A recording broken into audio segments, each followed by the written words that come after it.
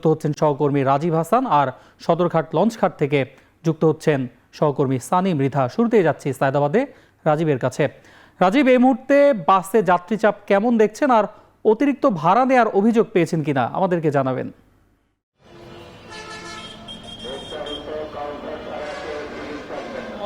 আমি এই মুহূর্তে রয়েছি সায়দাবাদ বাস টার্মিনালে। এই ইফতারের পর কিন্তু আসলে আমি যেটা দেখতে পেয়েছি যে এই সায়দাবাদ বাস টার্মিনালে যাত্রীর চাপ কিছুটা বেড়েছে। আপনি জানেন যে আজকে সরকারের শেষ কর্মদিবস ছিল, অফিস আদালতগুলো কিন্তু আজকে শেষ কর্মদিবস ছিল এবং বন্ধ হয়ে যায়। সেই কারণে ইফতারের পর কিন্তু অনেকেই রাজধানী ছাড়ছেন এবং তারা বাস টার্মিনালগুলোতে আসছেন এবং বাসে করে তাদের নির্দিষ্ট গন্তব্যে যাচ্ছেন। আপনি বলছিলেন বাড়তি ভাড়ার কথা। আমি কয়েকজন যাত্রীর সাথে কথা বলেছি, তারা যেমনটা জানিয়েছেন যে পূর্বে যে ভাড়া ছিল তার থেকে টিকিট বেঁধে 50 থেকে 100 টাকা করে যারা বাসের চালক রয়েছেন বা কন্ট্রাক্টর রয়েছেন তারা বেশি নিচ্ছেন। আমরা এর কারণও জানতে চেয়েছিলাম। আসলে বাস যারা সংশ্লিষ্ট রয়েছেন তারা আমাদের যেমনটা জানিয়েছেন যে ঈদের সময় তারা যাত্রী আসলে পুরোপুরি ঢাকা থেকে নিয়ে যেতে পারেন, কিন্তু আসার সময় তাদের আসলে ফাঁকা আসতে হয়। সেই কারণে আসলে তারা 50 থেকে 100 টাকা বাড়তি ভাড়া নিচ্ছেন এবং তারা এটাও বলছেন যে এই বাড়তি 50 থেকে 100 টাকা বাড়তি ভাড়া নেওয়ার পরও আসলে তাদের পোষাচ্ছে না এবং তাদের মানে দিন শেষে আসলে তাদের লস হচ্ছে, তারা ক্ষতির সম্মুখীন হচ্ছে বলে আমাদের জানিয়েছেন। আরেকটা বিষয় যেটা বলে রাখি যে আমি গাবতলী বাস টার্মিনালেও ছিলাম, সেখানেও আমি একই চিত্র দেখতে পেয়েছি যে টিকিট বেঁধে 50 থেকে 100 টাকা বেশি নিচ্ছেন বাস সংশ্লিষ্টরা। আর আরেকটা বিষয় যেটা জানিয়ে রাখি যে আগামীকাল 17ই মার্চ এবং 18ই মার্চ সেই দিনগুলোর টিকিটের চাহিদা কিন্তু অনেক বেশি এবং অনেক রুটে আসলে এই তারিখের টিকিট শেষ হয়ে গিয়েছে। যাত্রীরা আসলে এসে টিকিট না পেয়ে কিন্তু ফিরেও গিয়েছেন এবং আজকে যেহেতু শেষ কর্মদিবস ছিল সেহেতু আগামীকাল থেকে যাত্রীর চাপ অনেকটা বাড়বে বলে আসলে যারা বাস সংশ্লিষ্ট রয়েছেন তারা মনে করছেন এবং তারা মনে করছেন যে আগামীকালকে থেকে যাত্রীদের চাপ অনেকটা আজকের তুলনায় অনেকটা বাড়বে। এই মুহূর্তে সদরঘাট লঞ্চ টার্মিনালে রয়েছেন সহকর্মী সানি মৃধা, তিনি জানাবেন সেখানকার সবচেয়ে। আমরা চলে যাচ্ছি তার কাছে। আপনি যেমনটি জানাচ্ছিলেন আপনার ওখানকার যাত্রীদের কাছ থেকে কিছু বাড়তি ভাড়া নেওয়ার কিছু অভিযোগ, তবে সদরঘাটের চিত্রটা আরেকটু ভিন্ন। এখানে কোনো ধরনের অভিযোগ আমরা এখন পর্যন্ত শুনতে পাইনি। অর্থাৎ এখানে যাত্রীরা আসছেন, এখানে চার্ট টাঙানো রয়েছে, অর্থাৎ সরকার নির্ধারিত মূল্য যে টাকা দেওয়ার কথা সেটি কিন্তু তারা দিচ্ছেন এবং একই সাথে পর্যাপ্ত পরিমাণ কেবিন রয়েছে। আমরা এখানে বরিশালের বর্তমানে যে পন্টুনে রয়েছে, এই পন্টুনে বরিশালের লঞ্চগুলো আসলে সারিবদ্ধভাবে দাঁড়িয়ে আছে। এখানে আমি বেশ কয়েকটি লঞ্চ ভিতরে ঢুকেছিলাম এবং দেখেছি সেখানকার আসলে ভাড়াগুলো বোর্ডে টাঙানো রয়েছে এবং সেগুলো দেখে সেটার উপর আবার 10% সরকার কমিয়ে দেওয়ার আহ্বান জানিয়েছেন এবং সেই ধারাবাহিকতা 10% কমিয়ে কিন্তু যাত্রীরা কেবিন থেকে শুরু করে এখানের ভাড়াটা দিচ্ছেন। তবে এর অভিযোগের আরেকটি বিষয় হলো যে এখানকার যে হকার যারা বা ভাসমান দোকান যেসব রয়েছে সেগুলো উচ্ছেদে কিন্তু কঠোর নির্দেশনা রয়েছে নৌ মন্ত্রণালয় থেকে। পাশাপাশি বিএডব্লিউ কর্তৃপক্ষ তারাও কিন্তু এখানে এসছেন তাদেরকে প্রতিহত করতে। তবে একটি চিত্র বলাই যে যেখানে যখন আইন শৃঙ্খলা রক্ষাকারী বাহিনী এখানে তাদেরকে উচ্ছেদ করতে আসে তারা বিভিন্ন জায়গায় কিন্তু লুকিয়ে পড়ে, অর্থাৎ তারা আবার চলে গেলে আবারও পুনরায় তারা সেই জায়গায় ফিরে আসে। এটা একটি বিড়ম্বনার বিষয় যাত্রীদের জন্য।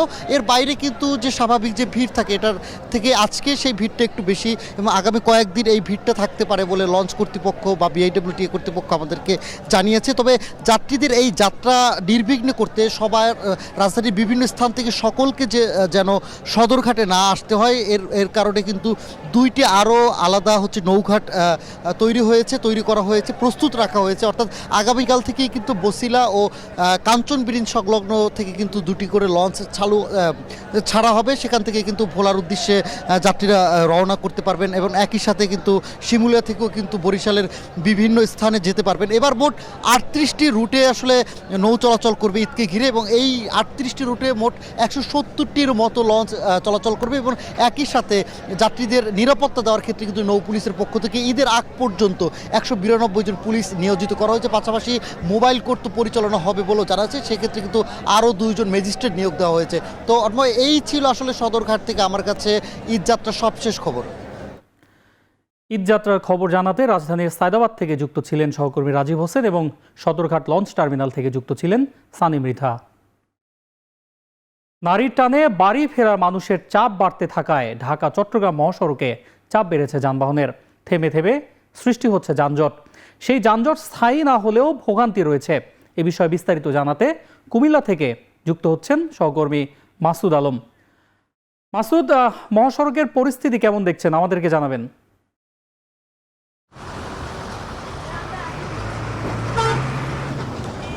অন্য ঢাকা চট্টগ্রাম মহাসড়কের কুমিল্লার এই যে 104 কিলোমিটার অংশ রয়েছে।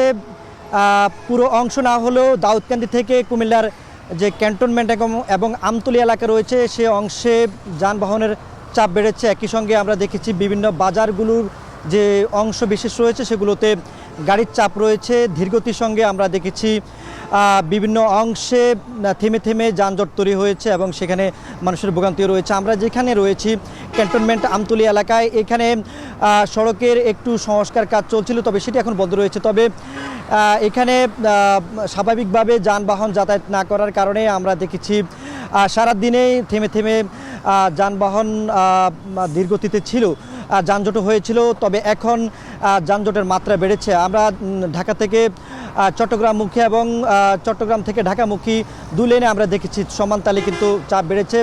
আজকে থেকে আসলে মানুষের চাপটা বেড়েছে। যারা নারীর টানে বাড়ি যাচ্ছেন এবং যারা বাড়িতে ঈদ করবেন, গরমুখ মানুষের চাপ বাড়ার কারণে যাত্রীবাহী গাড়ির চাপ রয়েছে। একই সঙ্গে পণ্য পরিবহনকৃত যে সকল যানবাহন রয়েছে ছোট বড় সেগুলোর চাপ রয়েছে। তবে আমরা প্রশাসনের সঙ্গে কথা বলেছি, হাইওয়ে পুলিশ এবং অন্যান্য যারা সড়কের যে বিশৃঙ্খলা এড়ানোর জন্য যারা কাজ করছেন তারা বলছেন যে পণ্যবাহী পরিবহনের চাপ কমলে সেখানে যানবাহনের কিছুটা যে ধীরগতি রয়েছে সেটা কমে আসবে। একই সঙ্গে আমরা দেখেছি যে দূরপাল্লার যে পরিবহনগুলো রয়েছে সেগুলো যানজটের কবলে পড়ার কারণে নারী শিশুসহ বিভিন্ন ধরনের মানুষ, বিভিন্ন বয়সের মানুষ ভোগান্তিতে রয়েছেন। একই সঙ্গে স্বল্প দূরত্বের যানবাহনও ভোগান্তিতে রয়েছেন। তবে এখানকার যারা চালক এবং যাত্রী রয়েছেন তারা বলছেন যে দাউদকান্দি টোল প্লাজা থেকে মূলত এই ভোগান্তি তৈরি হয়েছে, কারণ দাউদকান্দি টোল প্লাজায় যে লেনগুলো থাকার কথা ছিল সেখানে বেশ কয়েকটি লেন কমে আসছে, যার কারণে সেখানে ধীরগতি রয়েছে, সেখানে জট রয়েছে। একই সঙ্গে